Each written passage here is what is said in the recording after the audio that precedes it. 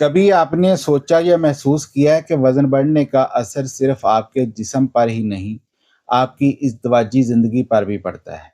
जी हाँ, मोटापा सिर्फ़ एक जिस्मानी बीमारी नहीं, ये एक ऐसा ख़ामोश दुश्मन है, जो आहिस्ता-आहिस्ता रिश्ते की क़ुर्बत, एतमाद और मोहब्बत को भी खा जाता है।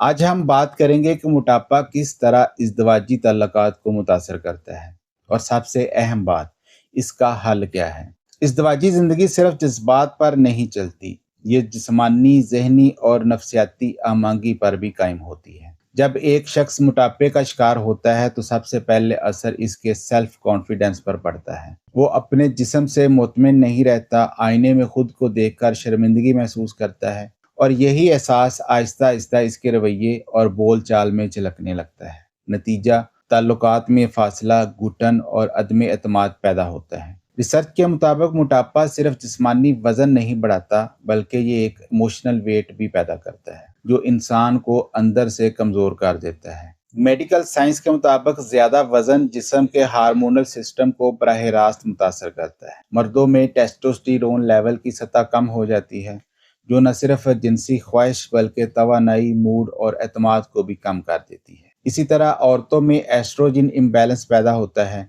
जिससे न सिर्फ जिस्मानी मसाइल बल्कि जज्बाती उतार चढ़ाव भी बढ़ जाते हैं। कुछ ख़वातीन में पॉलीसिस्टिक ओवरी सिंड्रोम यानी पीसीओएस जैसी बीमारियां भी पैदा हो सकती हैं, जो हार्मोन्स को मज़ीद बिगाड़ देती हैं। ये तमाम तब्दीलियां आहिस्ता आहिस्ता जिनसी दिलचस्पी और इज़्दिवाजी तस्कीन को कम कर देती हैं।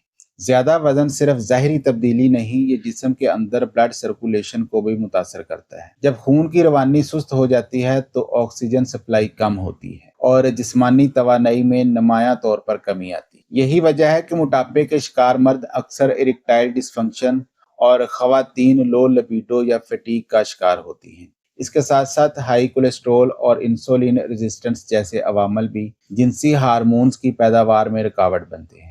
यानी बात सीधी है, अगर जिस्म सेहतमंद नहीं तो ताल्लुकात भी कमज़ोर पड़ जाते हैं। मोटापा सिर्फ जिस्मानी नहीं बल्कि एक मेंटल बर्डन भी है। ज़्यादा वज़न रखने वाले अफराद अक्सर डिप्रेशन, एंजाइटी और सेल्फ एस्टीम इश्यूज का शिकार होते हैं। जब एक शौहर खुद को गैर पुरकशिश महसूस करे, तो वो बीवी के सामने गैर आरामदेह हो जाता है। वो बातचीत कम कर देता है या जज्बाती कुर्बत से गुरेज करने लगता है। इसी तरह जब औरत महसूस करे कि वो पहले जैसी नहीं रही, तो वो शक, हसद और अदम तहफ़्फ़ुज़ का शिकार हो जाती है। यही एहसासात इज़्दिवाजी ज़िंदगी में इमोशनल डिस्टेंस पैदा करते हैं। और अगर शौहर या बीवी में से कोई वज़न को ताने या मजाक का निशाना बनाए, तो ये सीधा दिल पर चोट करता है।